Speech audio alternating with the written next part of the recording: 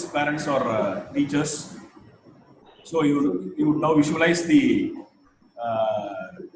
situation, how you would have got admired to this profession.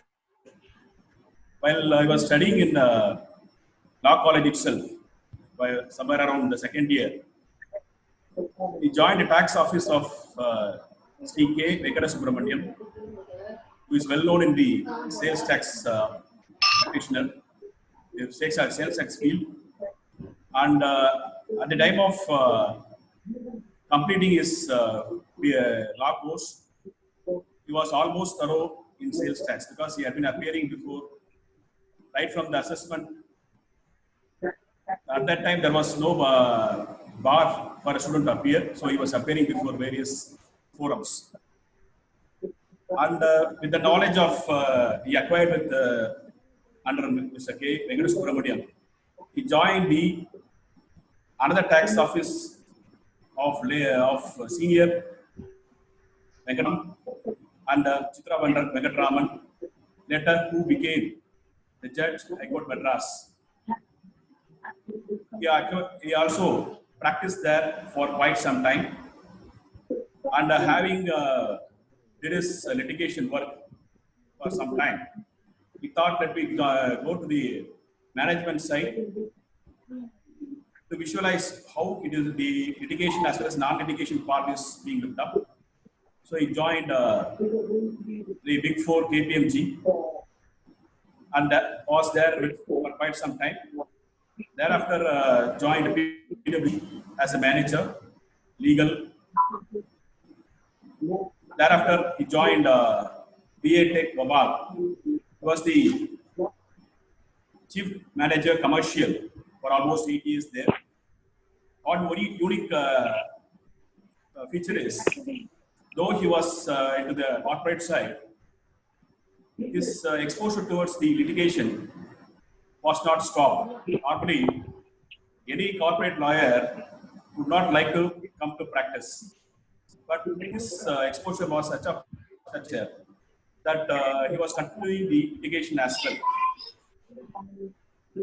And now, after having worked as a consultant at Vivak Tech for more than 8 years, for his passion towards the legal profession, he has once again come back for practice and is now predominantly practicing before the High Court Madras and before all the tax tribunals, not only at Tamil Nadu, also in other states. And normally, any talks to practice to tax alone, either direct or indirect tax. Another unique feature of this person is he had been practicing both direct tax as well as indirect tax.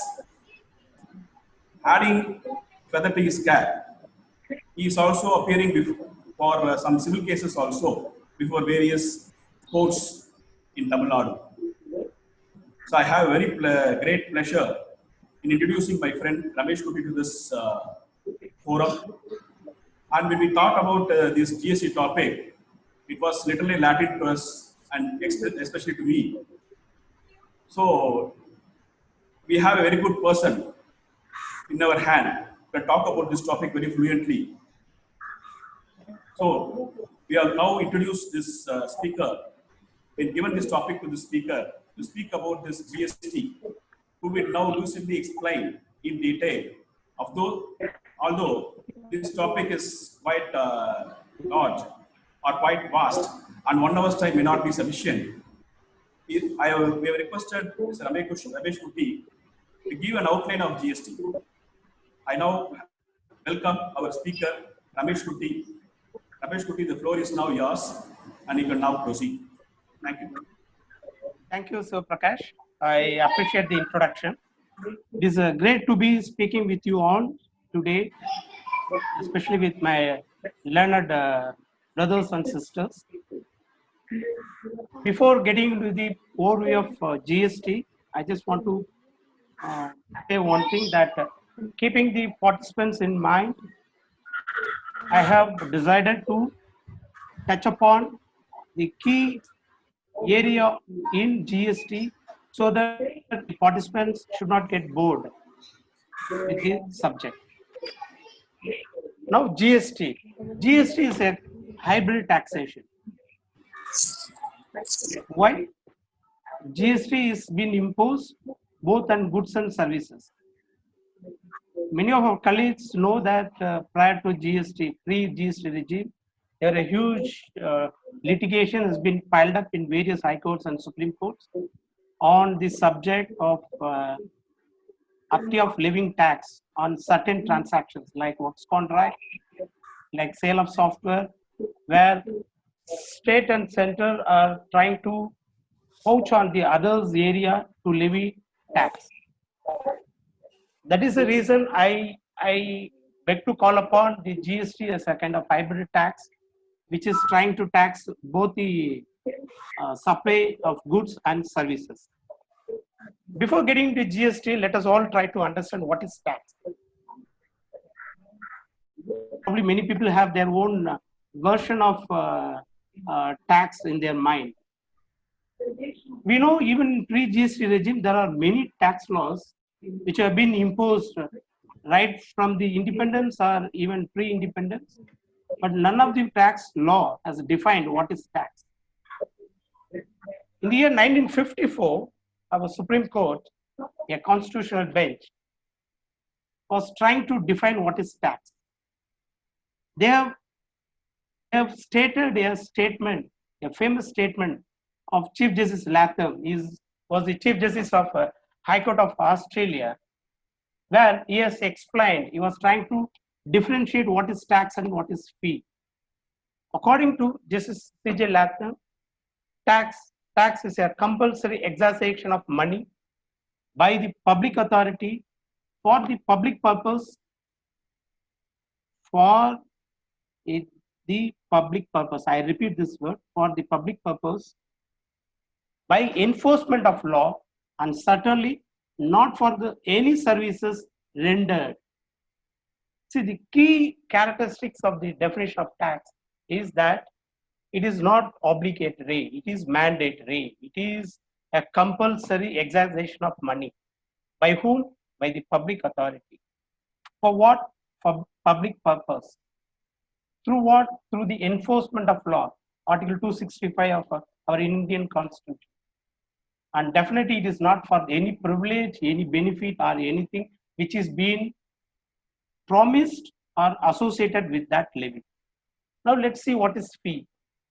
Fee is a payment for a special benefit or a kind of privilege. So this the first statement is being quoted from the judgment of C.J. Latham by our constitutional bench and defined what is tax. Now let's see why tax is being imposed. Because tax is the primary source of revenue, not only for the state as well as for the central government. Why it is required? Because as a citizen, we expect from the king or we expect from the government certain facilities which they need to fulfill. That is their not only the condition attached to by sitting in the government side, it is required by the king and the government to provide these basic amenities and facilities to the citizen. In order to meet those costs, they are imposing tax. It is not only levied in the recent past. We can even trace back even our Manu Shastra, which is talking of the taxation. Those taxation are basically on the theory of maximum social welfare. Whenever they want to provide a social welfare to the society, they will think about imposing a tax. Either they will increase the tax rate or increase the platform, or they will introduce a new tax.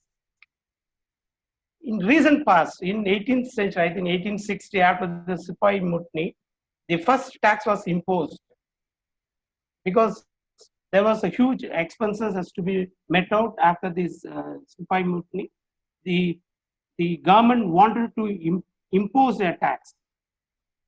And as all we know that not only tax law, every law which has been evolved over the period of time, and we have many more taxes. Now recently we have GST. GST is the single largest and biggest tax reform post independence. Now in India we have two categories of taxes. One is direct, another one is indirect. Probably people will raise a question: what is direct, what is indirect? Before getting to that, I just want to give a kind of an example. As a lawyer, we are earning income and the government wants to tax me. He tax me and I pay from my pocket. Who's the payer? I. Who's the bearer of the tax cost? I. So the tax has been directly imposed on the individual or on the person per se. So I am the payer, I am the bearer of the cost. For example, we all go to a hotel and we have breakfast or lunch. The hotelier charges for the food supplied and the services rendered. He comes with the bill. Many of us would have looked into the invoice or the bill. We would see that the basic cost of the food supplied and that will be exponent. Now, government is levying tax on the hotelier. Hotelier pays the tax. So he is the payer. Now see who is the bearer of the tax cost. Is he paying from his pocket? No, certainly not.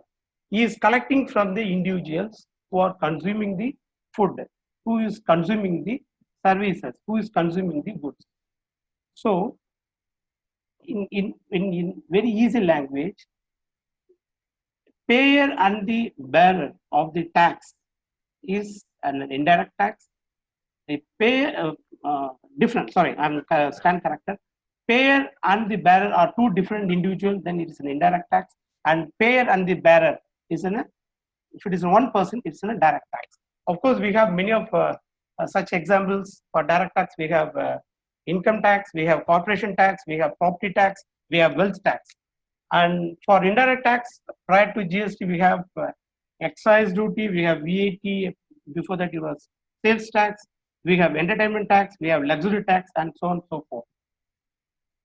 Now, having said so, GST being an indirect tax, the question may arise, may come to every one of us mind: why GST? Was there any problem with the taxes which were existing prior to GST? Because all along there has been taxation, especially on indirect tax. So we need to understand what is the necessity.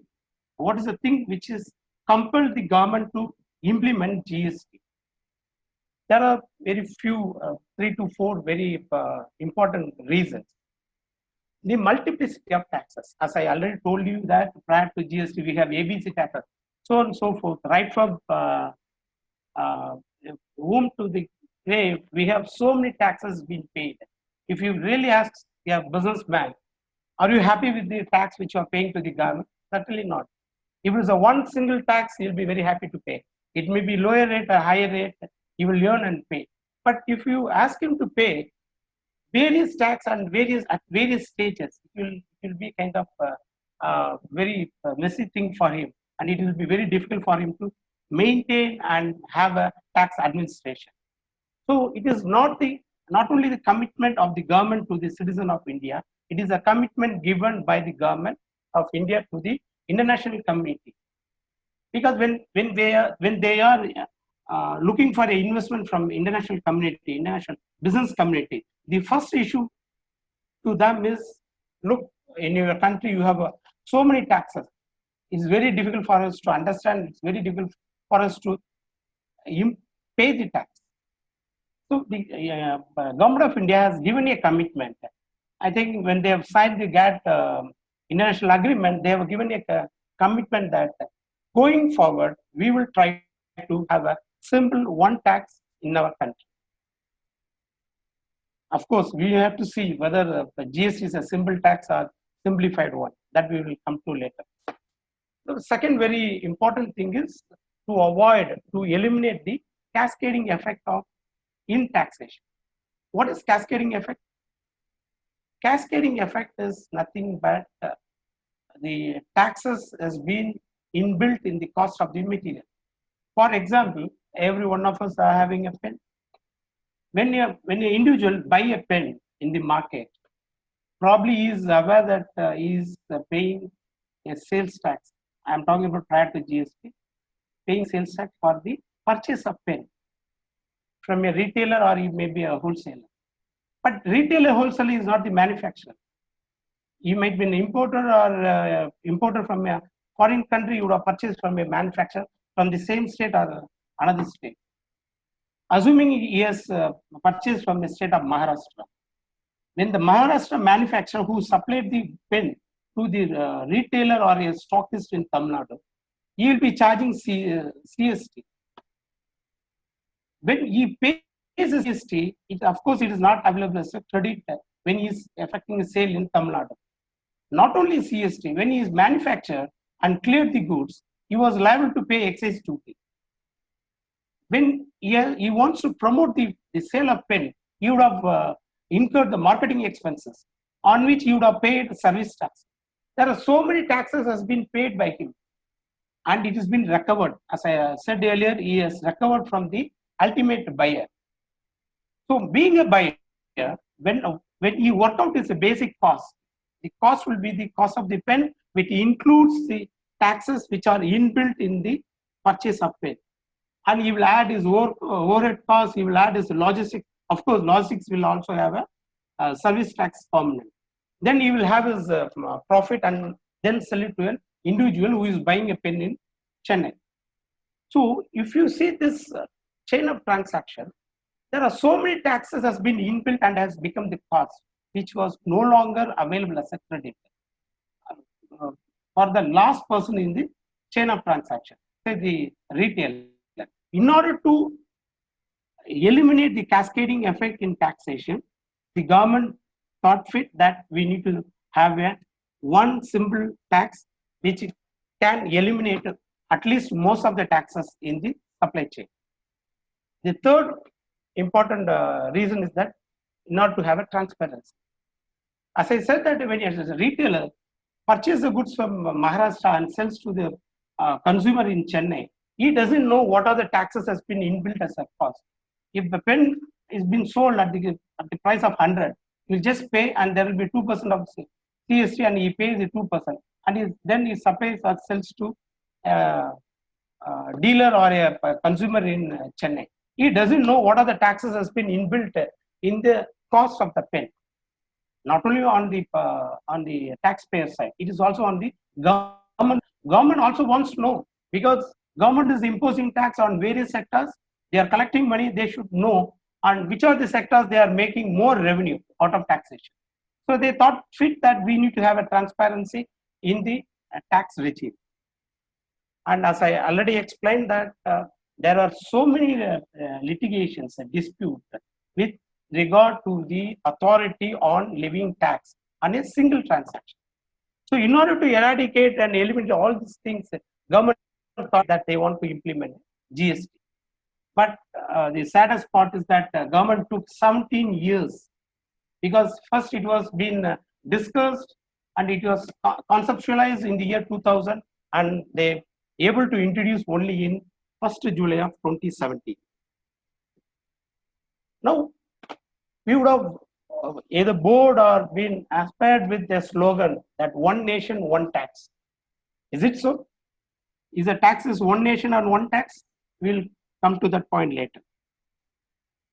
As I said that India has adopted a dual GST method, which is being followed by Canada and Brazil.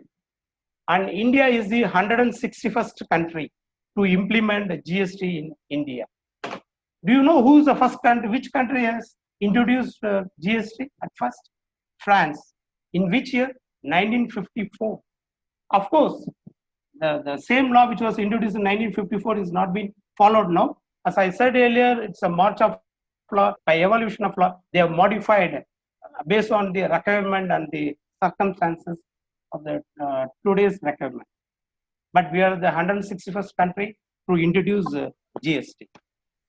As I said that being a dual GST,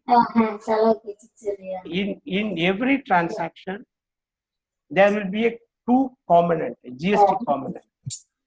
There will be an imposition of two component under the name of GST, and we follow because we have a central and state structure. We are a federal country, therefore we followed that dual structure. Now I will tell you that what are the components are available under GST. First and foremost is IGST. IGST is the integrated goods and service tax. Another one is CGST, Central Goods and Service Tax. Third one is the STST, State Goods and Service Tax. And that's not the least, it's the UTGST, it's Union Territory Goods and Service Tax. Okay, IGST is integrated. For the one nation, they want to have IGST for the transaction between one state to another state, or the kind of importation from the other country. So they have one IGST Act. And of course, being a central enactment, they want to have act. That's one central enactment, that is CGST. And as we all know that we have so many states in India, right?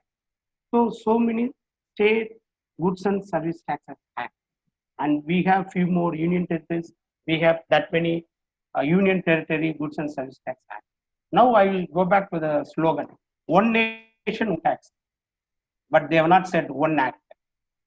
Thanks to the government, the provisions of the SGST and UTGST is almost parameter with the CGST provisions, except few forms and few provisions which is required for the administrative and procedural purpose. As saying so, we have so many acts which we need to refer. Now, GST has been implemented from 1st of July 2017, and that day has been called as a GST day in India. And predominantly, we have 5 rates of GST. One is nil, 5%, 12%, 18%, and highest rate is 28%. There are a few items which are excluded from the purview of GST that we all know, that alcohol for human consumption, certain petroleum products which has been outside the purview of GST. Of course, no wonder going forward in maybe in few years it will be brought under the net of GST. And very important formation which the government has done after the implement of GST is GST Council. Because the government thought that in order to have a smooth implementation of GST, we need to have one organization which we can fix the responsibility to have the implementation throughout the country.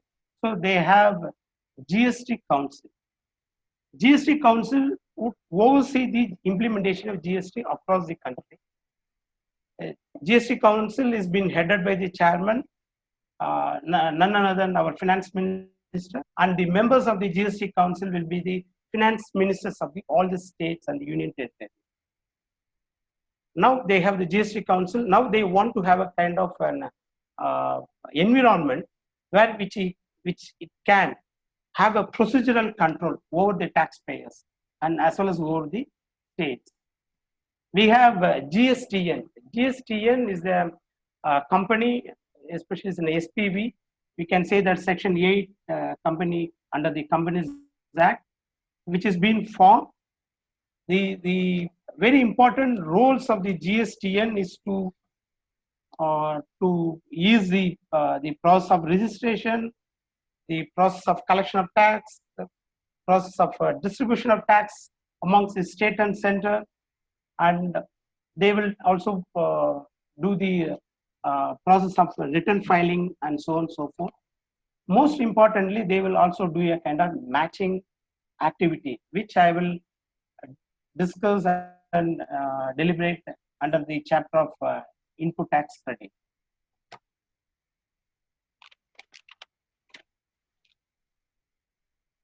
Now I would like to get into the key things under the GST, which most of the participants are interested to know. Now we have the GST in place. Now there should be a taxable event. Pre-GST, the excise duty was chargeable on the manufacturing and clearance of goods. I manufacture and clear the goods from my factory or from my bonded warehouse. That is the point on which the GST is leviable or chargeable. If it is a VAT or a sales tax at the point of sale, it will attract the tax. Now we need to see what is a taxable event under GST. Taxable event is supply of goods and services. What is supply? Because the supply is a general term which is being used in pre-GST regime, that we will talk about supplier. I have a supplier in so many places. It is a very general term which we are using. Normally we will be using that manufacturer, seller, service provider. They use the word supply. Supply of goods and services is a taxable event under GST. Very interestingly, for a consideration or without a consideration. Normally, we'll tend to understand that I buy a goods and I pay consideration for the supply of goods. Then it will attract tax. If it is a free of cost, normal understanding is no, GST will not attract. But it is certainly not that understanding under GST. GST will attract even there is no consideration is being passed on. Of course, there is a specific criteria. If the transaction between the related party or a related person, then it will even there is no charges been collected, it will attract the GST. For example, that services provided by the group companies. Say for example, I have a parent company located outside India. I have an entity, Indian entity is in India. It is a common commercial prudence that the parent company normally what they will do, they will procure a common services on behalf of their group entity across the globe. Say for example, getting a server space or getting a software license. They'll be, being a parent, their balance sheet will be very healthy and very bulky. They will have a higher negotiation power. They will negotiate with the service provider and ask for a better price. Say they get a service for say 5 crores. Are they going to use the entire service on their own? No, certainly not. They will share it with all the entities located across the globe. Say for example, an entity in India is also availing and getting the service from the parent entity. Of course, it's not a big deal because it's a parent and his child entity is located in India. Of course, parent has to take care of the child. However, under the GST law says if you are getting a service, irrespective of his identity, whether it's a parent or a third entity, when you are getting a service from the party who is located outside India, irrespective of consideration or without consideration, GST is imposable. There are 3 schedules under GST. Schedule 1, which takes care of the activities to be treated as supply, even made without consideration. Schedule 2, the activities to be treated as supply of goods and services. And Schedule 3, which are exempted services, which they say activities shall be treated neither as a supply of goods nor as a service. I can give a few examples. The relationship between employer and employee. So long as it is restricted to the employment, there is no tax. If the free gift is given, no tax, provided the value is less than 50,000. If the value is more than that, of course, there will be a service tax. There is a GST leviable. Suppose there is a French benefit is being provided by the employer to employee. Of course, it's taxable under GST. Earlier, it was taxable under income tax law. Now it is taxable under GST. We need to have one common phrase in that in furtherance of business. I will tell you why it is very, very relevant for the GST taxation. Now we have seen what is taxable event. Now we will see what is supply. They say that all forms of supply of goods and services, it may be a sale, transfer, barter, exchange, license, even a rental, lease, or even a disposal made, quite surprisingly. See, suppose I have I'm an entity, maybe a small or a medium-sized entity. I am disposing certain things. I am disposing certain things which is no longer required for me. We would have heard even in the corporate environment, the company which is having a furniture, laptops, computers, which should have attained zero depreciation in their books, for the benefit of the employees, they will give it sometimes at free of cost or sometimes at throwaway price, because in their books is zero. Earlier it was not taxable. Now under the GST, they are making it very clear. Even the disposable made is also subject to GST, because this transaction will to the purview of in furtherance of business, because nothing is free in this world. This is a common phrase you would have heard everywhere, because nothing is free in this world. In fact, personal advice is free, not business advice and professional advice. Since why nothing is free in this world is, I would like to change a little bit. Nothing is tax free in this world if it is in furtherance of business.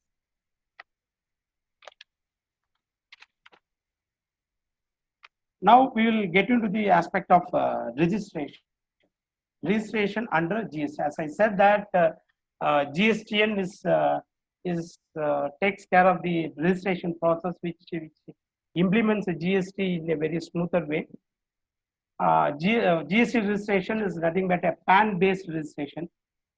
I cannot have a multiple registration without giving a PAN. Here it's like yearly pre-GST regime, we have service tax and excise registration. Those are PAN-based registration. It has been followed in GST regime as well.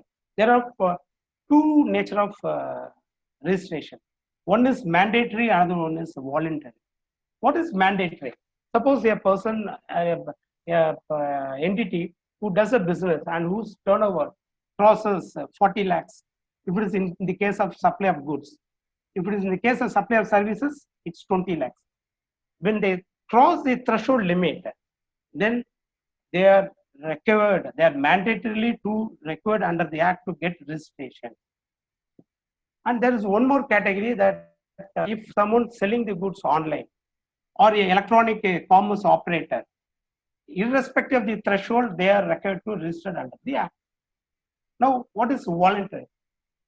Though I am not crossing the threshold of 40 lakhs or 20 lakhs, if I want to avail certain facility, then I need to I may go to the government and apply for a voluntary registration under the GST. Now let's see what is levy under GST. Section 9 of CGST Act deals with levy. As I said that supply of goods and services is a tax levied on which the tax is levied. Now there is one more category called levy under reverse charge. What is a reverse charge? I can understand forward charge. What is reverse charge?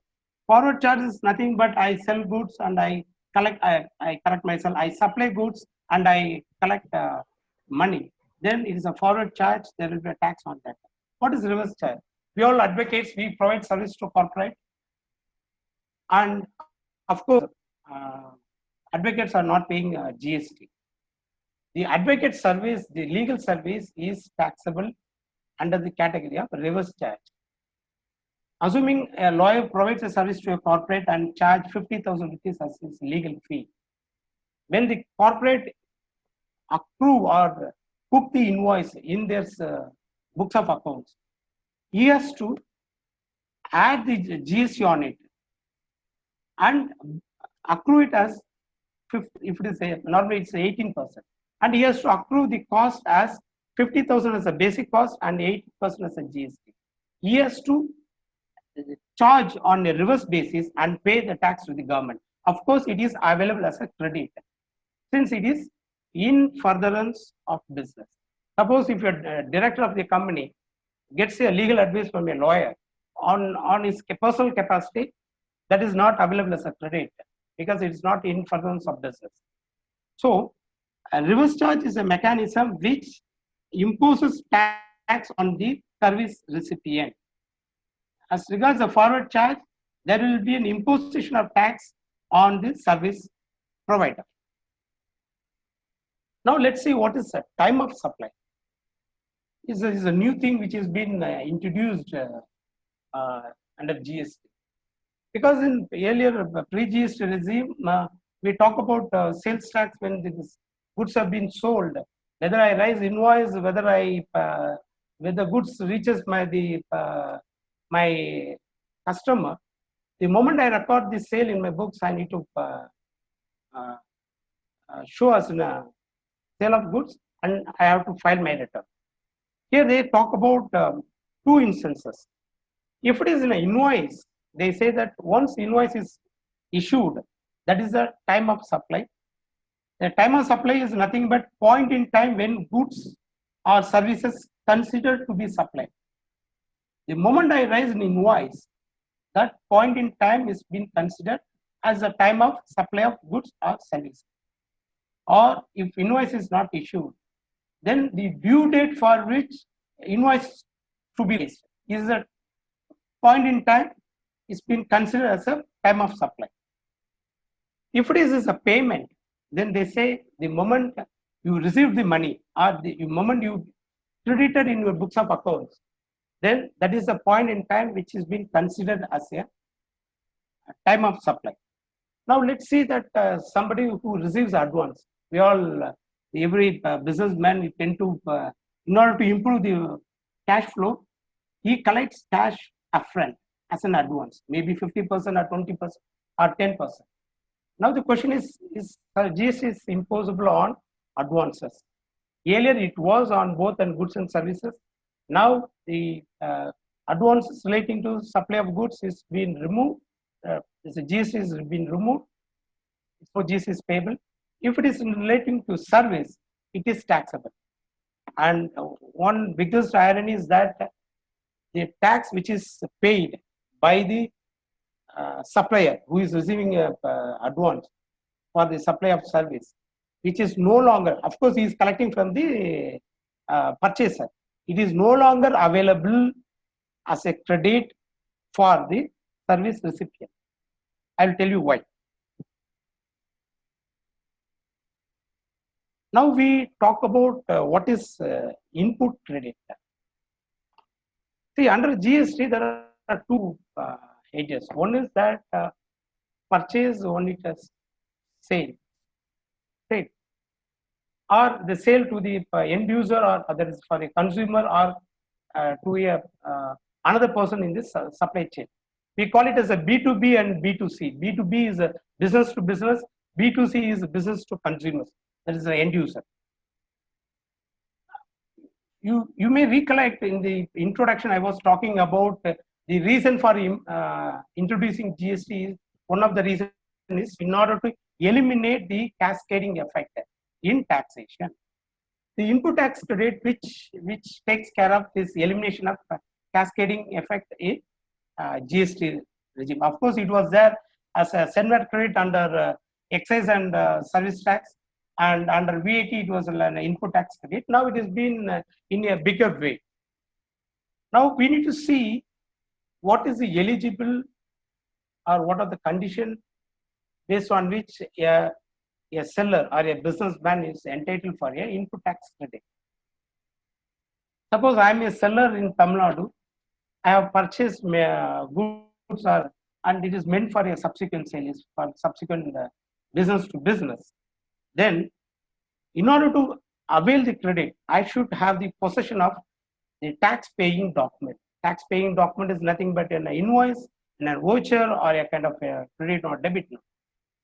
The second condition is that physically I should have received the goods or services. As I said earlier, if it is an advance paid to the service provider and on which the tax is payable, normally the service provider who collects the tax from the service recipient.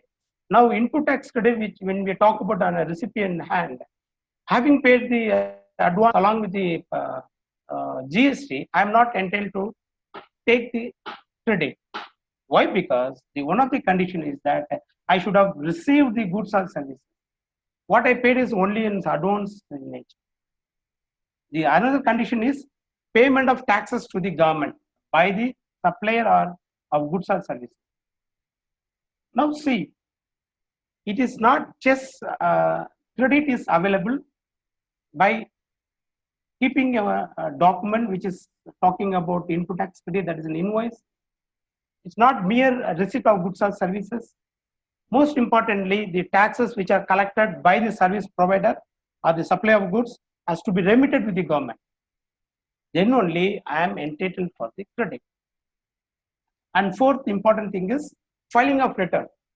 Of course, there are a few litigations been already popped in. Why should have filing of return as a criteria to claim an input tax credit by a service recipient or a goods recipient who has paid the tax to the supplier of the goods? Why? Because in a transaction, when a sale is completed, there is a requirement under the law that for the period, either it may be a monthly or a quarterly, the person who has affected sale or affected supply of goods and services is required to register his sales with the GSTN and remit the tax. Then only assess the person who wants to have an input tax credit, the person who has affected the purchase or who has affected the recipient of goods and services will have the input tax credit in their electronic credit register. The most important thing which is being maintained by GSTN is electronic credit register. It is nothing but a bank account of an individual. Suppose a friend of mine or a client was issued a check and I have deposited in my account, but it is not physically credited in my account. Till it is credited, I am not eligible to withdraw or use that money. Am I right? Similarly, I pay the tax, input tax to the supplier or goods or services, and he has paid with the government, no doubt. Unless until it is finding place in my electronic credit register, that is the recipient, until such time I will not be in a position to take the benefit of that credit. So filing of return, payment of tax and filing of return is more important for the recipient to claim the input tax credit. Now, there is a condition attached to that. How long, till what time I can claim this credit? Can I claim the credit without any time limit? Of course, the Act has prescribed a time limit, but it's not just one cut-off time. This is little bit vague in nature. They say that due date of the return of the September month of the following financial year.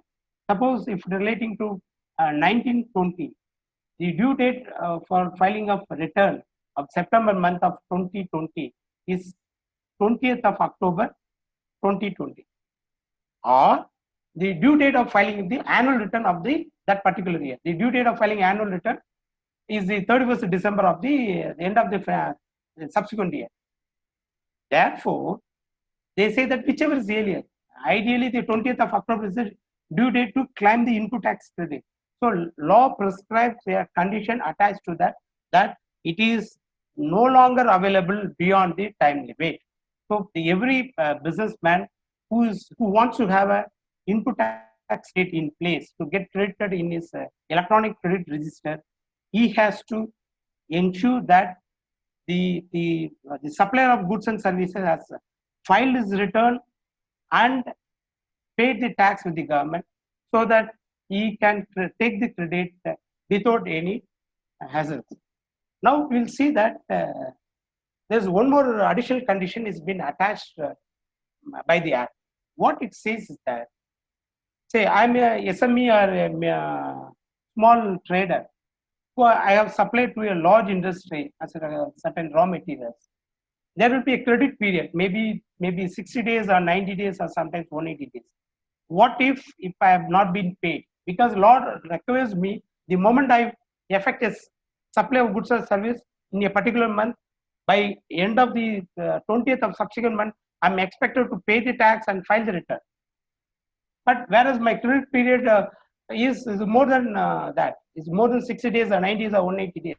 So I'm compelled to pay tax from my packet. What if it is not paid even beyond 180 days? The law says the recipient of goods and services has to remit the whatever the tax component which is not paid to the supplier of goods and services. I have to consider that as an output tax liability and pay interest with 18%, and I have to remit with the government. And if not, the penal provision will definitely follow. So this is all about the input tax credit. The input tax credit is the nervous system of the GST. If there is any lacuna or failure in the implementation or of input tax credit, it will choke and stroke the entire process of GST. Now let's get into another provision which is commonly being faced by all of us. We all know what is TDS, what is TCS, tax deduction at source and tax collection at source. Whenever we raise an invoice to our corporate client, when they make the payment, they will normally deduct 10%. Of course, we will come under professional category, so they will deduct 10%. And they will remit with the government and they issue a certificate end of the quarter or maybe after 6 months. That will get shown in our 26 years. Then only we will be in a position to take that as a credit when we discharge our income tax liability at the end of the filing of the return. Similarly, under GST, we have TDS and TCS. In pre-GST regime, excise law and service tax law, they were not, no TDS or TCS under the category. Of course, under the VAT regime, there was a TDS. Of course, there is no TCS.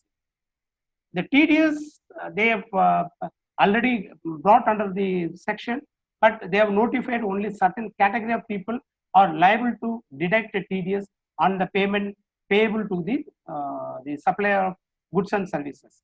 The category of people are the state government, central government, the government undertaking, public sector, and few other local authorities who engage a service provider or a supplier of goods person for the purchase of goods.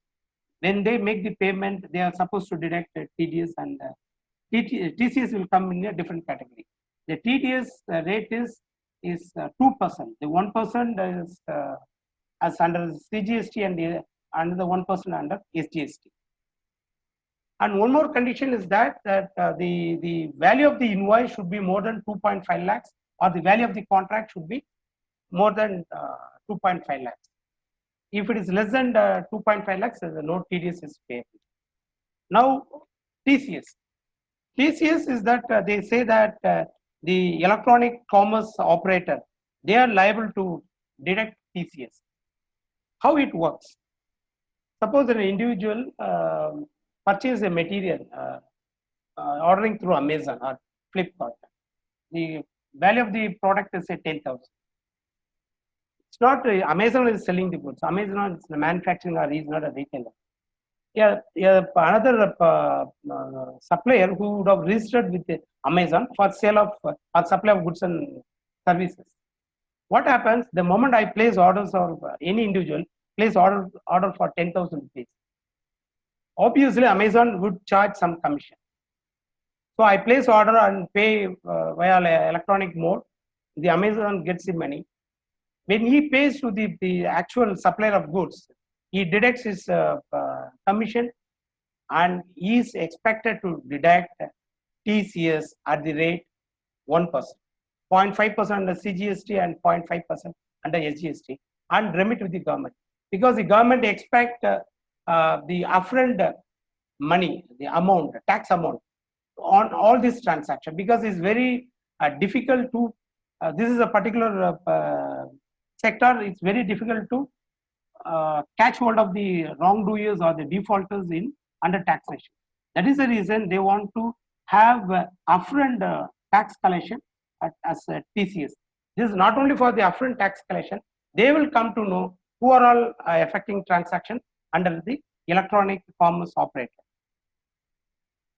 Having explained all these things, let us all come to the very important thing, that assessments under GST. We would have probably all individuals would have come across the income tax assessments where there will be a kind of self-assessment. If someone earns more than 10 lakhs, where he is liable to pay more than the TDS deducted by his clients, he is required to pay the advance tax. When he pays an advance tax, he makes a self-assessment. He is making a self-assessment of his tax liability for the entire year period, and he pays it back. Of course, as an assessment under GST, we have broadly 4 categories. We have self-assessment, we have provisional assessment, we have scrutiny assessment, we have summary assessment as well. Self-assessment is nothing but every taxpayer who assesses tax liability and pays and he files a return is a kind of a self-assessment. Provisional assessment is very interesting assessment where the individual can, individual in the sense the taxpayer can by application request the authority, either he can ask him to value the supply of goods and services, request to assess the tax liability, or even he can ask for a rate of tax which is applicable for the particular nature of transaction. Of course, the authority will assess the value and he will pass an interim order. It is in a kind of provisional in nature. No doubt within 6 months of the order of the assessment, provisional assessment, the authority is expected to pass on a final order that will be final on that taxpayer. Now the other type of assessment is scrutiny assessment. What is scrutiny? We would have heard in our income tax assessment there will be a kind of notice under section 148. It's a kind of a scrutiny assessment where the authority verify your return, sees the other documents, available documents, and they will scrutiny your returns documents and do an assessment. Similarly, under GST, the authority will scrutiny your returns, more particularly because the returns will have various data. Because it's very interesting thing after the implementation of GST, the income tax return and the GST returns are counter-checked by the tax authorities. Earlier, there's a saying by my senior. He used to tell that, especially in the trading sector, in the trading sector, more specifically, they will be in Madurai. They used to have 4 type of accounts. The one, most of them will be a kind of partnership firm. The one type of account he will show only to his partner. The one type of account he will used to have with the sales tax authorities. One type of account he will show to the income tax department. The final account which he knows what is the sale, what is the profit he has made out of that business for the particular year. So those days are gone. No longer it is feasible for the business community. Now the GST turnover has to be counter-checked with your income tax turnover. If there is a kind of mismatch, it is being scrutinized by the tax authorities because they have the access to all the information and they scrutinize the available document and make the scrutiny assessment. Of course, there is a one type of assessment that assessment made on the unregistered dealers. Those dealers who are required to register under the Act, they might have crossed the threshold. They are required to register under the conditional where they do a business through online. If they are not registered, immediately the department will catch hold of them and make a kind of a best judgment assessment in case they don't register. Of course, there are one type of best judgment assessment where the person who was registered under the Act, but he fails to file a return. If he fails to file a return, there is an option given to the authorities. They make some provisional assessment. They also cancel the registration of the taxpayer. This is the one way they compel the taxpayer to file the return and pay the tax. Earlier, in the pre-GST regime, especially under the sales tax, if someone do business for a couple of years and then suddenly vanishes from the address, the authorities will be finding very difficult to catch the assessee who is the defaulter.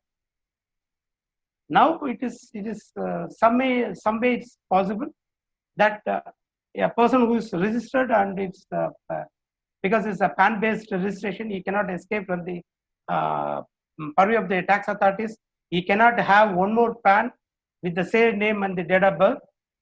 So of course, he cannot do another registered business and try to cheat or default the government of defaulting the tax. So in those cases, the authority has the another procedure of making assessment is called best judgment assessment. Of course, there's a time limit. There's a time limit prescribed as 5 years. It's a 5 years operates from the due date of filing of the annual return. As I said that if it is in a 1920 year, assessment year, the assessment year and financial year is one and the same, unlike income tax. Here, the due date of filing the annual return is say 31st of the December of 2020. Then from that, the 5 years of period of limitation starts.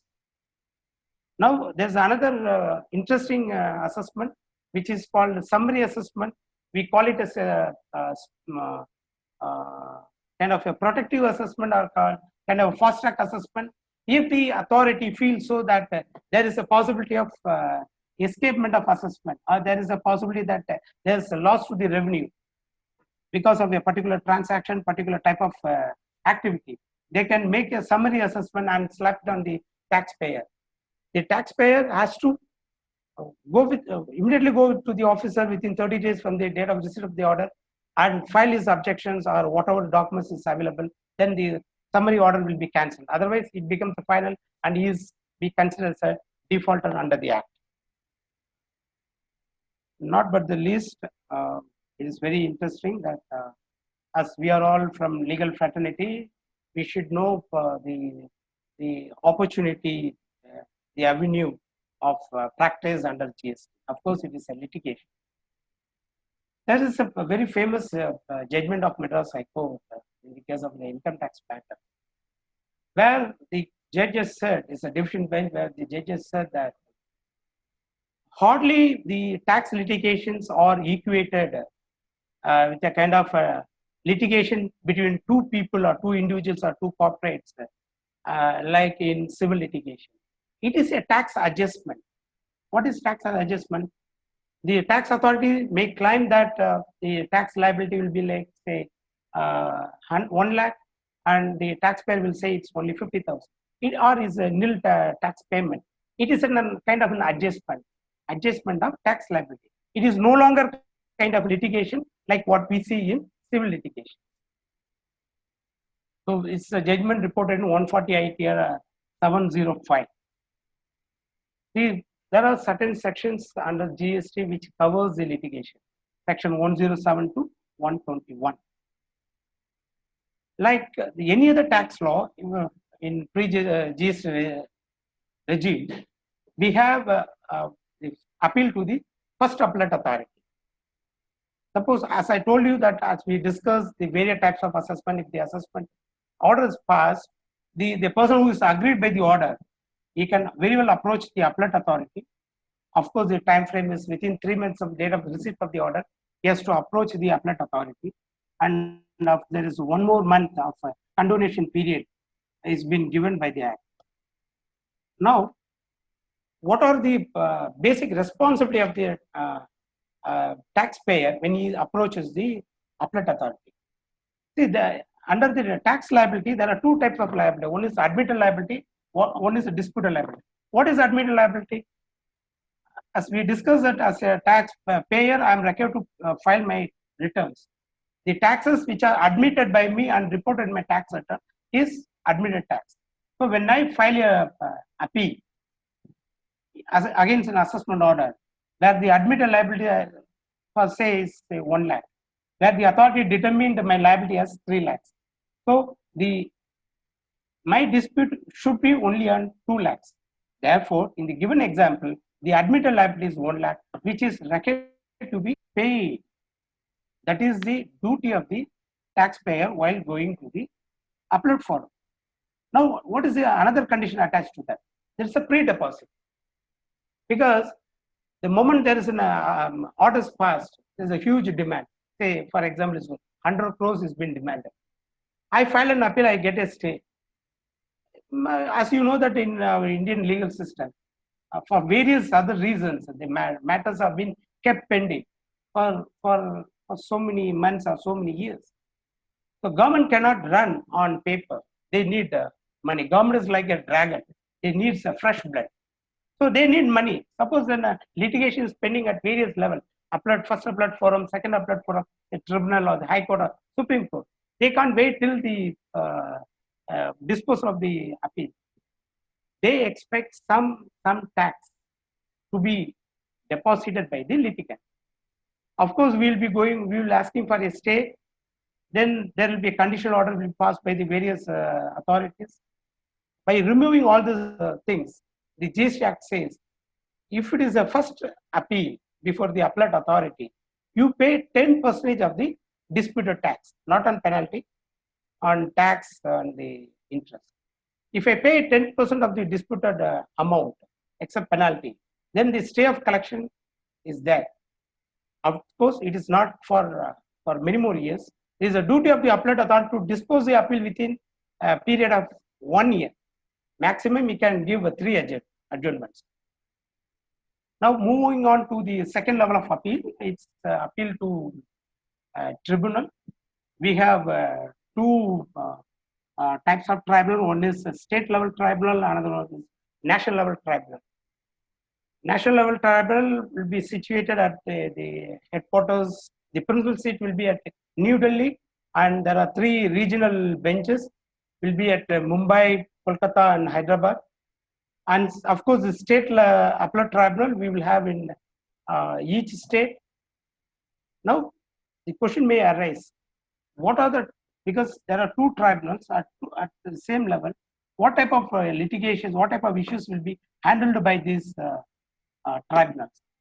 All the issues under the GST will be can be appealed before the state appellate tribunal, except if an assessment order has a dispute on place of supply, in the sense that if there is a transaction between 2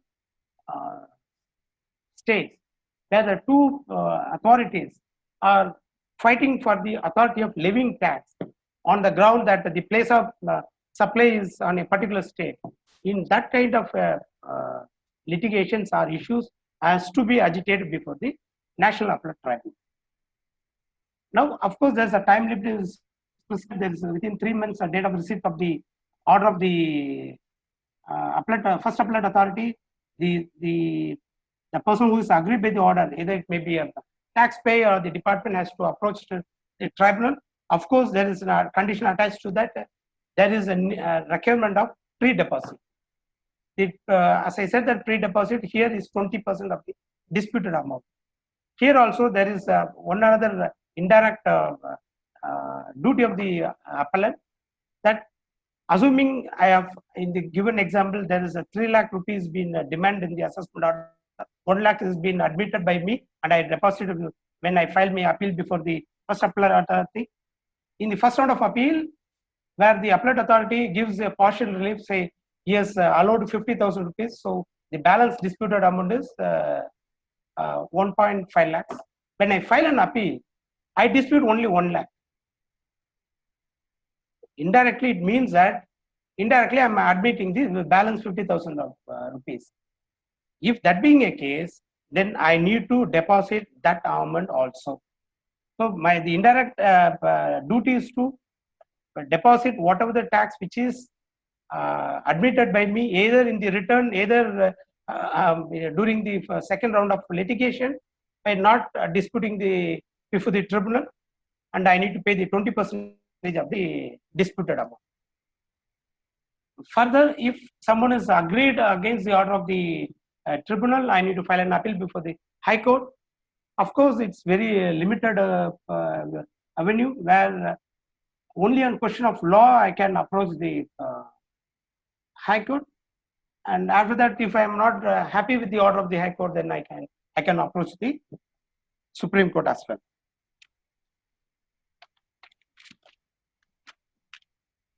Now, I just want to, before concluding my session on overview on GST, I just want to highlight talk about a very recent judgment of Madras High Court by Justice Manik. This is on the appellate tribunal, composition of appellate tribunal.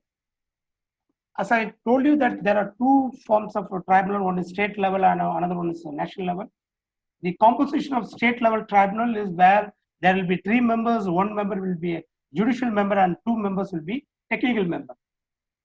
The judicial member will be any one of a retired High Court judge or a person who has completed services and in DLS, Department of Legal Service or Indian Legal Service. He will be eligible to appointed as a judicial member, and any technical member can be appointed from very same state. As regards the National Appellate Tribunal, where the judicial member will be a retired High Court, retired Supreme Court judge, and the 1 member from the central and another technical member from the state. Now, the composition has been challenged before the Madras High Court as unconstitutional. Why? Because these 2 tribunals are dealing with the litigation between the state and the citizen. So one of the very solid argument put forth before the Madras High Court is that when the tribunal is handling a dispute between the state and citizen, there should be a judicious way of disposing the cases. As we all know that in a jurisprudence, if even in a quasi-judicial authority or a judicial forum, a judicious way of disposing the hearing is expected. The doubt arose that when we have a maximum number of non-judicial members in the tribunal, there will be a judicious process of hearing?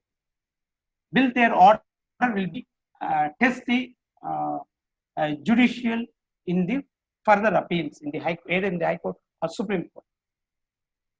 And they have also challenged that how can a ILS, Indian Legal Service, a person who has completed 3 years of experience can be appointed as a judicial member? And it is a very, very good judgment of Justice Manikumar, where he has struck down the provisions, not only the composition of 2 technical members in the bench, he also recommended the Parliament to amend the provision to consider the practicing lawyers as the judicial members of the tribunal, because he has also struck down the clause which says that the person who has completed 3 years of service in ILS. So with this, I complete my the brief session on GST. I know that I have not touched the nuances and nitty-gritties of the many other GST provisions, which I am very happy to take on subject-wise or the concept-wise in going forward. Thank you very much. Thank you, sir. Thank you so much. Hello. Yeah. Am I audible? Yeah, very much, sir. Sir, excellent speech by Mr. T. Ramesh sir on GST. Yeah.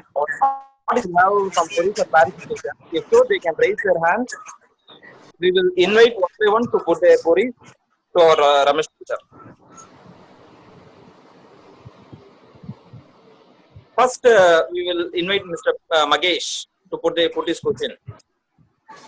Yeah. Good evening, Mr. Ramesh Pillai sir. Good evening. Wonderful session and nalla purinjide, understood most of it. I just come from a science background and not from accountancy or commerce background, so just have a couple of doubts regarding GST. First is with regards to the input tax credit, ITC. Okay. So, can you explain it as explaining to a layman as to what exactly ITC is? Because I think I have a certain bit of confusion about that. Sure. That is my first question. Yeah. And the other question is regarding the payment that as advocates, we pay GST on reverse charge basis to corporate clients. We are not paying. Okay, I will clarify that. Yeah, tell me. Yeah. So I just have a doubt on that as to is it applicable to all corporate clients or corporate clients having a turnover above some amount like 1 crore or something? So these are the 2 doubts. Yeah. As regards to ITC, I will give you a very simple example. I being a dealer, I may be a wholesaler or a distributor. I buy material from a manufacturer who is very much located in Tamil Nadu or some other state. On my purchase, say for example, my purchase cost is say 100 rupees. Obviously, there will be a tax component. So for example, for ease of convenience, I take 10 rupees as a tax, which I, as a wholesaler, which I pay to the manufacturer. So what I paid is 100 rupees. 90 rupees is a cost of the material and 10 rupees is a tax. Now, I have incurred some overheads, I have incurred the logistic costs, I have my own expenses, and I like to have my profit on it. Then I sell it to 150 rupees or 140 rupees to the another entity, or either B2B or B2C, or maybe to end user. When I sell the goods for 140 rupees, for ease of convenience, I take 10% as a tax liability. So how much I need to pay? I need to pay 14 rupees as a tax. Whereas I have already paid 10 rupees on my purchase.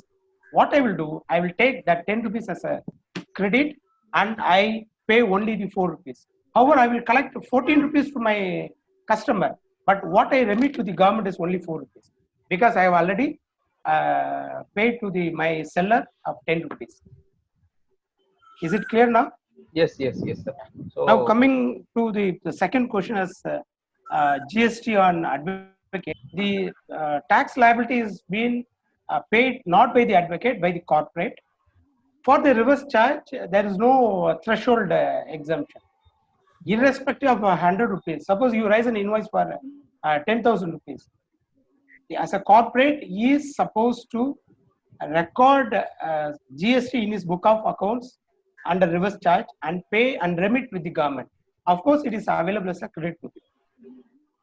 so sir, What it is is- applicable to Yes, what is required by all advocates that whenever they raise invoice, there is a circular, there is a notification. You have to refer that notification and say that the supply of legal services by an advocate is subjected to GST under reverse charge and it is payable by the service recipient. Either you can quote this phrase or you can refer that notification. That will help your service recipient to pay the tax with the government. no, because sir, I read somewhere that only companies having a turnover of more than say 1 crore or 10 crore, I don't know the amount. Only those companies need to pay GST on reverse charge basis when receiving services from an No, advocate. threshold is not applicable. Not applicable. Okay. Threshold is not applicable. So even a small company having a turnover of 1 lakh, if it is availing a service from me, they need to pay GST on reverse charge basis. First of all, if he is having 1 lakh, he need not register under the GST. No, he should be a taxable person. So the word they use is a taxable person. When they receive a service to certain category of people, which is falling under the reverse charge mechanism, being a service recipient, I need to pay tax. Okay. So if he is having 1 lakh of turnover, he need not get registered under the act and he need not. First, he should be a taxable person. All right, sir. Thank you so much. Okay. Thank you very much, sir. Yeah. Next, Mr. T. Karnagaran advocate can raise his question once again.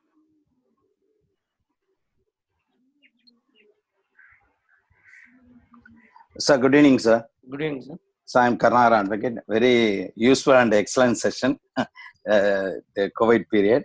Yeah. So my doubt is, now the rental agreement entered between the landlord and tenants. Okay. Now I approximately taking up per month 2.5 lakhs. Okay. Now the period will be starting from the date of agreement start. The finance will be in the finance year. The rent amount will be crossed more than 20 lakhs. Okay. So more than 20 lakhs means the GST will be applied. Correct, sir? Yes. Now, in this circumstance, tenants is refused to pay, say GST, because the agreement is entered, is a GST applicable, is ready to pay. But after that, in the ending the 11th month period, he is refused to pay the GST. Because saying that 20 lakhs is not reached. First argument is saying that, from example, is entered the April 2000 19 approximately. The period will be end on February 2020. Now up to January is not reached 20 lakhs. Only January it touched the 20 lakhs. Okay. Now after that he raised the GST. He is saying that I am not inclined to pay the amount. So what is the situation of the landlord? See, you need to understand one thing.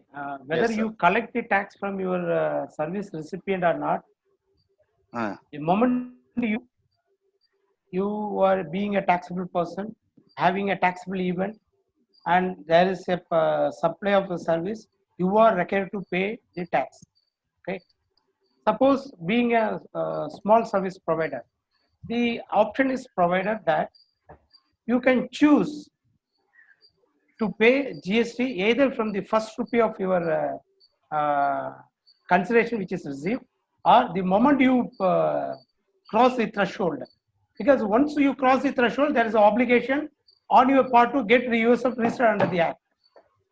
So the moment it crosses the threshold, you have to get registered under the Act. Now the choice is given. Having registered under the Act, you have to choose whether you have to going to pay a tax from the threshold point or right from 1 rupee. If you choose from the point you crosses the threshold, whatever the credit which is available, because suppose you are renting a immovable property for a commercial purpose, and you might have incurred so many other expenses which inbuilt has a kind of GST. Those, if it is in furtherance of your business, that is renting business, you are entitled to take credit, right?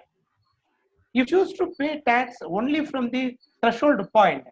So those input credit relating to that threshold point alone is available as a credit. If you chose to pay tax right from the 1 rupee, for the entire period, whatever the cost you have incurred, whatever input tax credit associated attached with that, you are entitled to take it. So to put it short, the choice is yours. Once you cross the threshold, you are obligated to take registration, and the choice is yours. Once you start paying the tax, irrespective you collect the money from your tenant, you are required to pay. Then if he is not paying, then the suggestion would be that you make it as a all inclusive. You say that you have crossed threshold by month of January. So for remaining 2 months, you are liable to pay GST. So you say that 50,000 what is 5 lakhs, not 50,000. 5 lakhs, whatever you collected is inclusive GST. You work it out on reverse basis and pay GST on that. If your tenant is not willing to pay, in that scenario, you will all the input tax credit pertaining to the period from April to January. Yes, sir. We understand, but the tenant not making a payment, what is the law says? Service GST law says anything? Penal action taken by landlord? Anything? Why you are looking under GST? You please go ahead with other laws and evict the tenant. Yes, sir. Because, yes, sir. Because you should have. Sorry to interrupt. You have to have the agreement very clear that if at all you know pretty well that what is the tax. The moment we cross the threshold limit, you have to tell them that you are supposed to pay the tax, and you have to raise an invoice. If it's not agreeing to your terms and conditions, you give a notice and evict the tenant. That is the only option available. Okay. Because government cannot come for your rescue and collect the tax, no? Okay, sir. So which provision says regarding the service providers? Section alone for GST Act. That service I told you, section 9 is charging section. There is an SAC, we call it a service code. Okay. They have listed out all types of services. Services, yes, sir. Services. You can find place your natural service. So the rent, yes, sir. Tell me. Yes, sir. Rent also come under service provider, correct? Yes. No changes, sir. Yes, sir. Okay. Thank you so much, sir. Thank you. Thank you, sir. Yeah. Next, Captain Arulmani sir can raise his question, sir.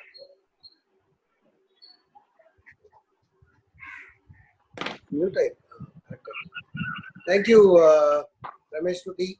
Thank you, sir.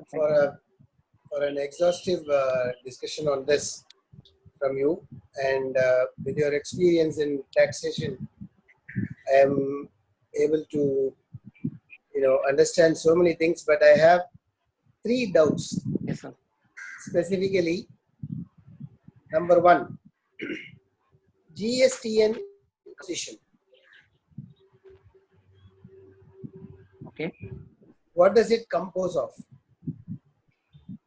What are the parties in GSTN? Who are the parties in GSTN? You want to know who are having a stock in that GSTN?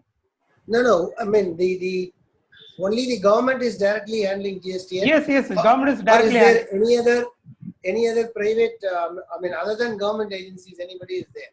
Sir, constitution is the government, sir, and it is being supported by, I believe, if I'm not wrong, TCS is helping them in because earlier TCS was handling the service tax law. Earlier we call it a gate, ASS site. It was handled by TCS. I think the same third party is handling the GST. No. Let me be corrected on this.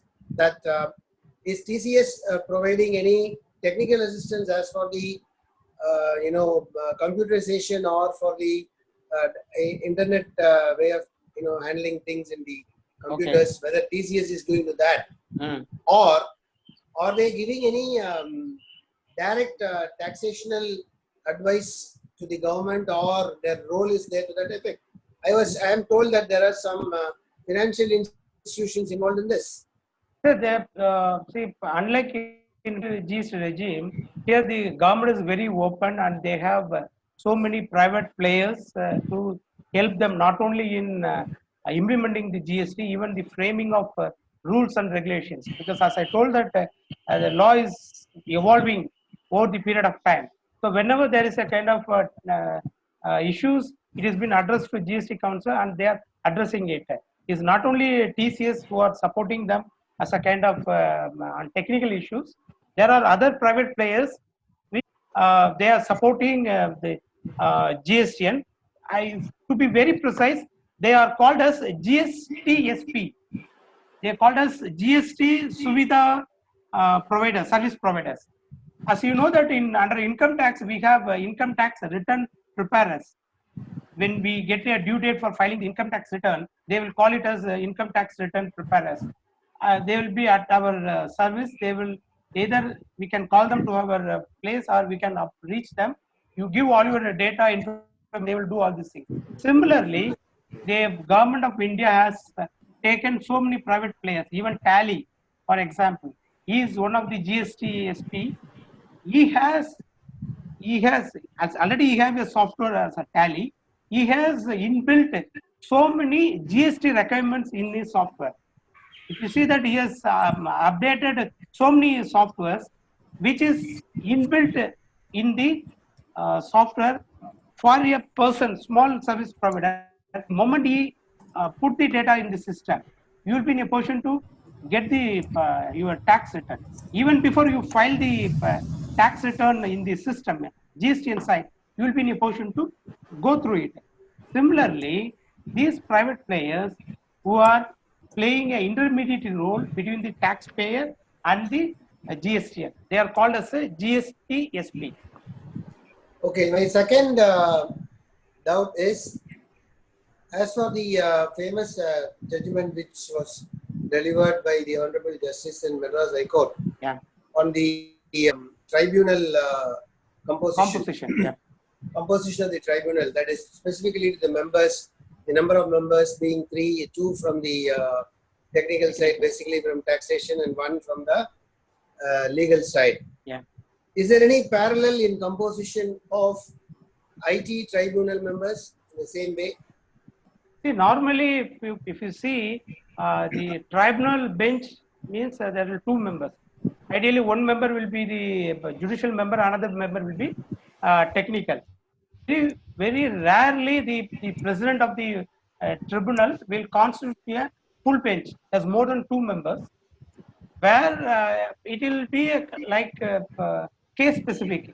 In order to determine a particular point of discussion or issues which has to be answered, then that time they are forming it. And there are many cases where High Court send the matter back to the tribunal to frame the question of law and frame the issue and give the decision on that. In that cases, they are forming this kind of composition. Mostly it will be two judicial members and one technical member. I have not come across one judicial member and two technical, but it is the prerogative of the president. If there could be any kind of judgment delivered by the bench of 3 members with 1 judicial member and 2 technical member, we can refer this judgment and we can challenge the validity of the judgment. And during the discussion, I've got actually initially I've noted down as your discussions were going on. I had noted down 3 doubts. Now I've got a 4th doubt also. Am I permitted to go ahead with the 3rd and 4th? Of course, sir. Of course. Sir. Yeah, sure, sir. Okay. The 4th one is that in case of any dispute Yeah. between the assessed amount or the acceptable amount or the disputable amount, as you rightly said, it's about 3 lakhs means 1 lakh is acceptable, 2 lakhs is disputable. Okay. Yeah. Yes. Suppose there's a situation like that. In that situation, when we are going to the legal proceedings stating that the taxation is on the higher side, which is as we know. As a taxation practitioner, I would like to.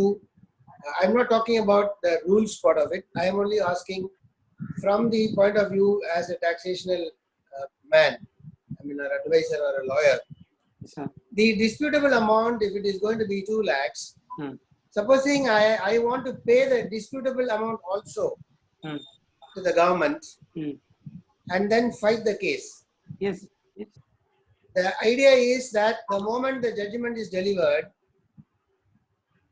the person affected, that is invariably the citizen, Yes. he is expected to pay the 2 lakhs immediately. If not, the fine, Yes, of course. our country, I am very sad. I am very sorry to put this across.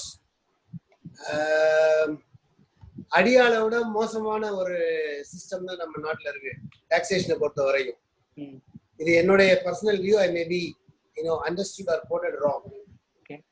So இந்த situation 2 lakhs வந்து இப்போ டிஸ்பியூட்டபிள் amount இருக்கச்ச அந்த 2 lakh கட்டிட்டு case file பண்றதோ இல்ல வந்து அந்த அந்த அசஸ்மெண்ட்டை வந்து கொஸ்டின் பண்றதோ and the judicial proceedings, will it be right thing to do or not?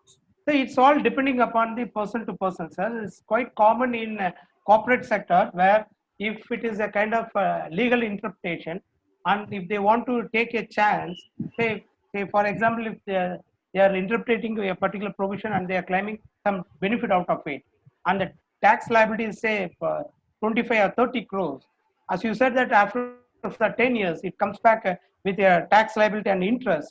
Obviously, every auditor will question the management. What is the prudency you have to dispute this amount? And they will suggest you to give a kind of a provision in your books of accounts.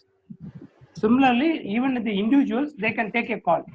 In so many cases, what the corporate will do, they will remit the tax when they file the return and they will also dispute it. Okay, say suppose my admitted liability is 1 lakh in my given example, they will pay the 3 lakhs and then they will claim benefit in the return. It's not the case that you should not claim with the return. You should pay the tax and claim it in the return, and whatever amount you paid as excess, you will show as an excess. It is open to you. During the course of our discussion, we were talking about 10% and 20% of the disputable amount to be paid, Yes. and then the legal proceedings to take place. Correct? Yes. Yes. Supposing we have paid the full money, Yeah. and the proceedings take place, and at the end of the proceedings, it is found that 2 lakhs is excess, and 1 lakh is okay, and 1 lakh has got to be refunded. Okay. If that 1 lakh has got to be refunded, does the government pay any interest on that excess money being paid by the? ரெண்டு question மேல allow பண்ணாதீங்க. இப்போ ரெண்டு question மேல allow So sir, your question is correct me if I'm wrong. You are saying that having remitted 2 lakh in advance, will I be get the interest on the same? That's correct. Whatever is I'm due to be paid later, that I'm going to pay in any case. That is not there is no question in that. Supposing out of the 2 lakhs, 1 lakh is acceptable as per the verdict of the court or the judicial proceedings. 1 lakh is excess. That money which I've already paid to the government. When the money has got to be returned to me, will the government pay any interest on the payable money returnable to me? Sir, to my knowledge, if it is a disputed liability and you voluntarily made that amount, I don't think you will entitle for a refund with the interest. If it is a case of where you are compelled to pay, say there is a pre-deposit, there is a, for getting in a conditional order, you are required to pay some amount. You are compelled to pay, and end of it there is a reassessment on account of favorable order. That time the government is bound to pay the interest. And when you voluntarily pay and entitled for a kind of, I'm not sure. I need to check and come back to you on that point. Understood. The last question. Yeah. Sir, sorry to interrupt, sir. Sir, sorry to interrupt. We have already another 4 people waiting for their queries, sir. So once we are done with them, we'll come back to you, sir, on this.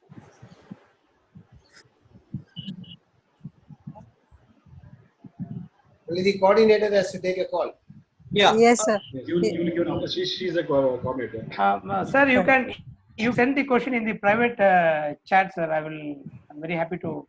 Because it's already more than 1.5 hours, sir. And we have so many participants still waiting for their queries. Understood. Carry on, please. Yes, sir. Thank you, sir. Thank you for answering.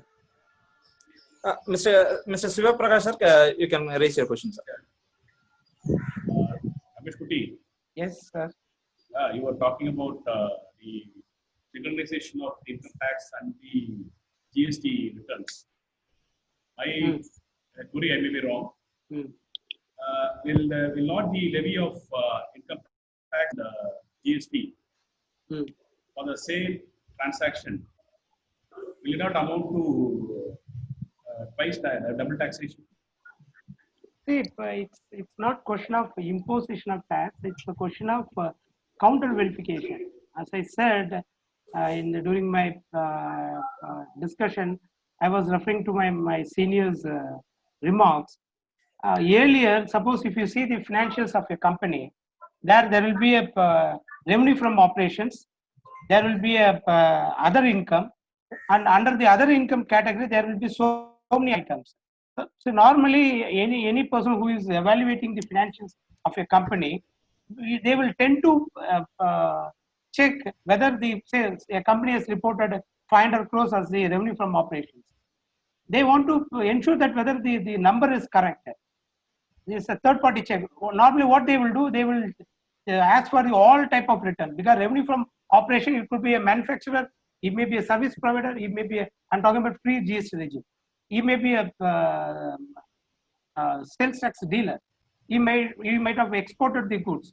So when he consolidate all the income reflected in the various tax returns, he will come to know what is the revenue from operation. Of course, there will be here and there will be other income like sale of scrap, some benefits which we got from the government on because of the export. So those things they will cross check and they will ensure that the operations from revenue is matches with all the tax returns which is being filed with the tax authority, because that is in order to ensure whether the revenue from operation report is genuine.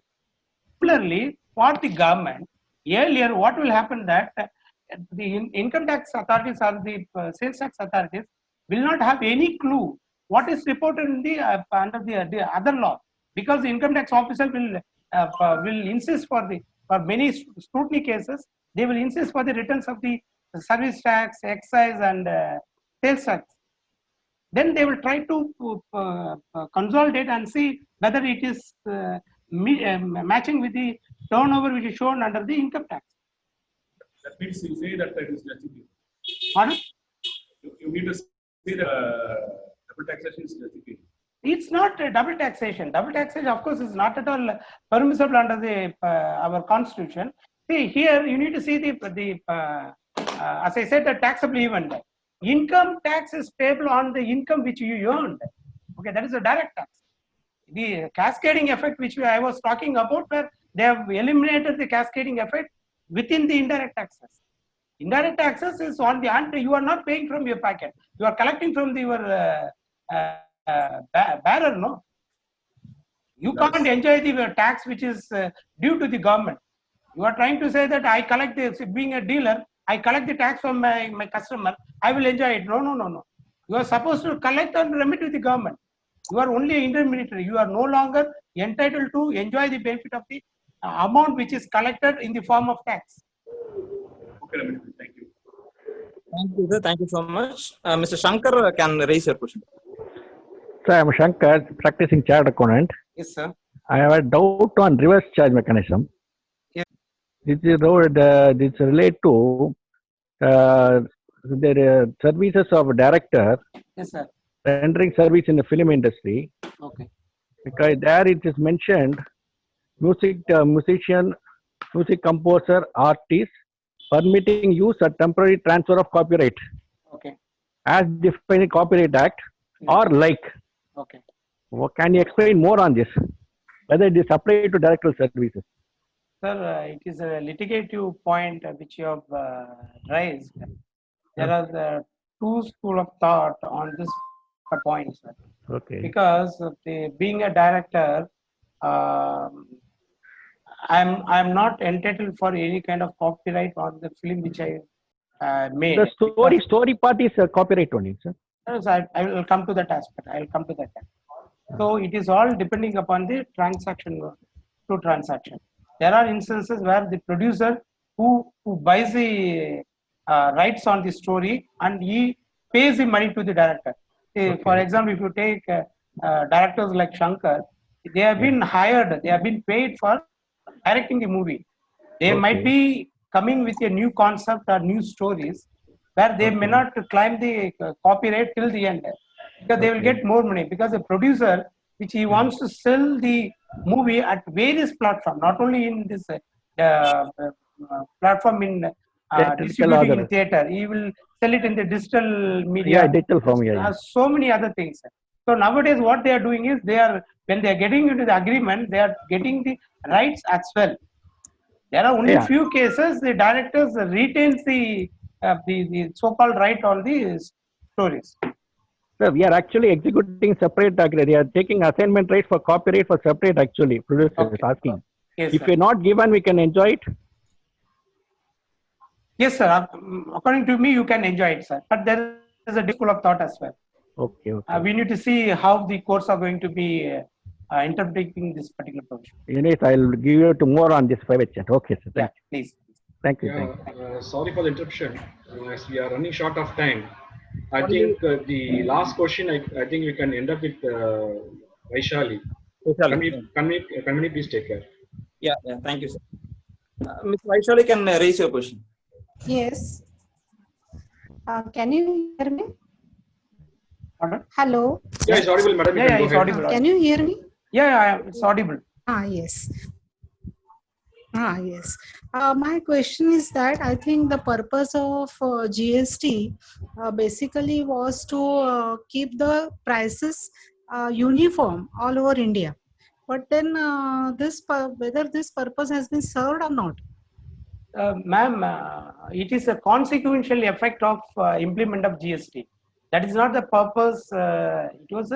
It was an effect expected by the government as well as the citizens, that the prices of the commodity will be common across the country. There are only few items which is, for example, the gold, which can be a price across the country.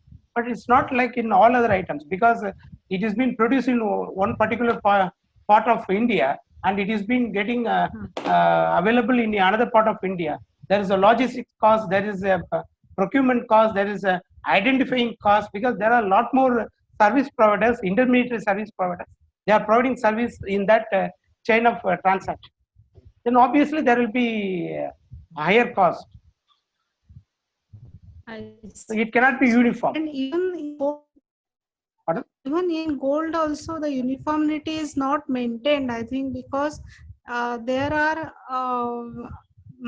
trademarks also, different products are mark is there, Malabar is there, so they also do not have uniform costs. Ma'am, these are the prices. gimmicks played by the merchant, the gold merchants and the gold dealers. When I talk about, because when you see the commodity rate, you see only the gold bar, not the jewels. Okay, in the gold bar, it is commonly the price common across India, supposed to be. As far as the jewel is concerned, it's all depending upon the gold dealer and merchant. They playing a very big role in fixing the price. I see. The other problem, other question is that regarding TDS. Now Yes. this TDS is cut by, now if we are taxpayers, Yeah. we pay the tax and still TDS is cut by the clients. So, and then for getting the refund, we have to obtain the certificate of payment. But then what is the point? Why does the client cut our TDS if when we are paying the tax? So is it not a double cut from our income? No, ma'am. I think you are talking from income tax perspective. Under income tax, it is a avenue of the government to collect the tax upfront because they want to keep track of the transactions or person earning incomes. It is not double taxation, madam. The moment the company deduct TDS on the payment payable to you, they are expected to pay. Suppose they have deducted TDS in the month of May, they are expected to pay by month of subsequent month. And for this first quarter, they are expected to file the return by end of 15 days from the end of the quarter. Sorry, it is the end of 45 days from the end of the quarter. The moment they file the return, you should get the credit in your 26 AS. So it is the responsibility of the taxpayer. We need to keep watch whether the TDS deducted by a particular say client, it been reflected in my 26 AS. If it is not reflected, because it takes some time, because it takes minimum 3 months. If it is not reflected, it is your hard-earned money. You have to write to your client and ask for the details of the tax remittance or deposit. Obviously, they are supposed to give the TDS certificate to you. Oh, I see. So it is not a double taxation. Thank you very much. Thank you so much. Almost we come to the conclusion of our session. My heartfelt thanks to our Ramesh Kutty sir for explaining GST for almost 2 hours. And thanks to our Madras Presidency Forum and its organizers for organizing such an occasion to develop our knowledge during this COVID lockdown. And last but not the least, all the participants who have participated and acquired some additional information and knowledge over this session. Thank you so much for everyone and all.